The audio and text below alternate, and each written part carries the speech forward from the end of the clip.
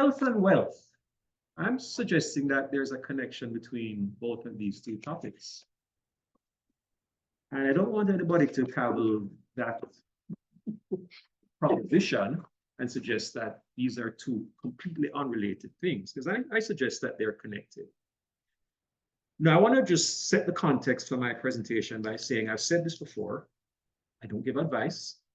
I will share with you what we do in our household. It may or may not work for you. That said, I think there's something we can all agree on. We'd all like to maintain our health for as long as possible. Am I right? Yes. Mhm. And we'd also like to have enough financial resources to go the distance. Am I also right about that? Okay. So that we agree on that. They're not separate goals in that case, in my book. And I think that they can be approached in almost the same way. They relate inextricably to each other, in my book.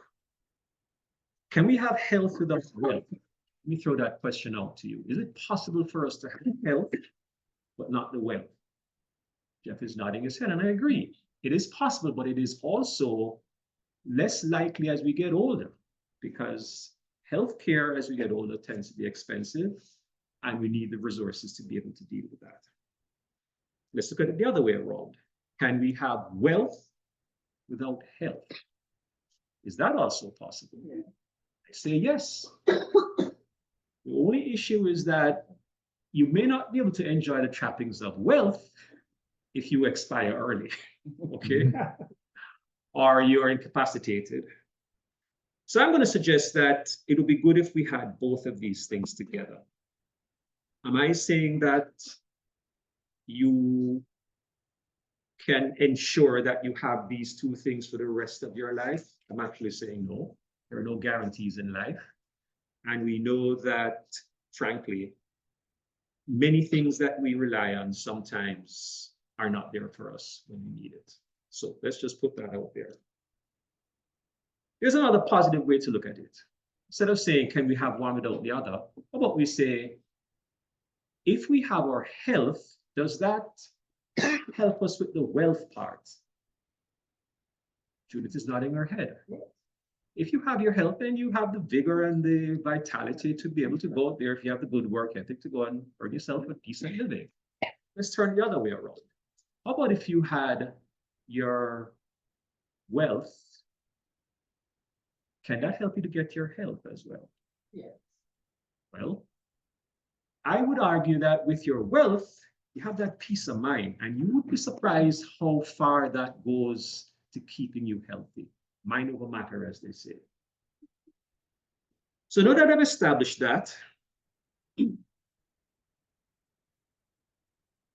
using that pause that we were told we would make our speech much more impactful.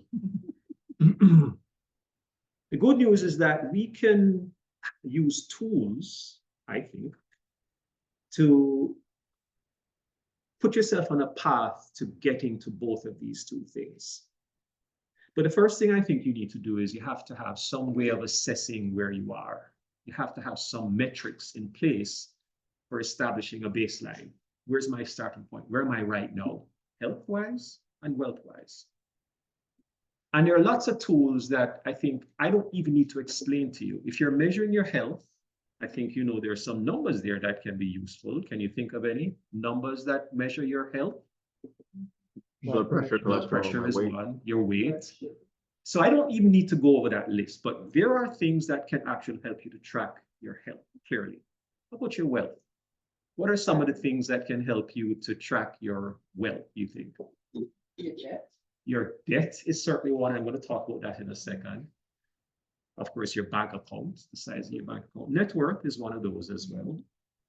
So my argument is that you really need to not just measure it one time, but you need to assess where you are over time. And the reason that we do that is because when you have those metrics in place, you have what I call mileposts and guardrails. The mileposts are what you can use to determine that you're making progress. The guardrails or when you are veering off course, you know you need to have some correction in there. You need to do some things to put yourself back on track. Okay. But we're not doing this every day. I think trying to measure this every day is pointless and tedious, but I think it's important to have some regular schedule for doing it. In our house, we do have a budget meeting. I've talked about this before in a previous presentation.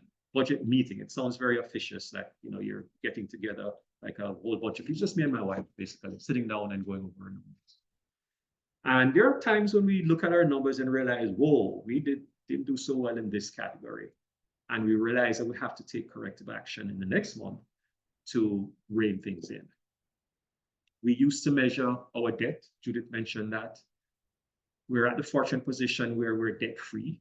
So we measure net worth at this point in time. And I'm not going to share that number with anybody. It's not as if we're using it as a way to show off to anybody, but at least it helps us to keep aware of if we are falling behind, then we need to do something about it. We do the same thing with our health as well. We're doing those regular checkups where we have scales at home that can spit out all kinds of metrics for us with a blood pressure monitor that we have at home. So we're paying attention to all of these things. And there's a kind of a positive feedback loop that you have when you are doing this. You tend to do more of the things that give you the results that you're looking for and less of the things that give you results that you'd rather avoid. So let me conclude on this. Neither of us is going to live forever. And we don't have everything that we want. But I'm fairly certain that, and also we'll have health and financial challenges in our future. We know that. But here's the thing that we feel as people of faith, that we have a sort of a reassurance that we will find a way to get by. Thank you very much.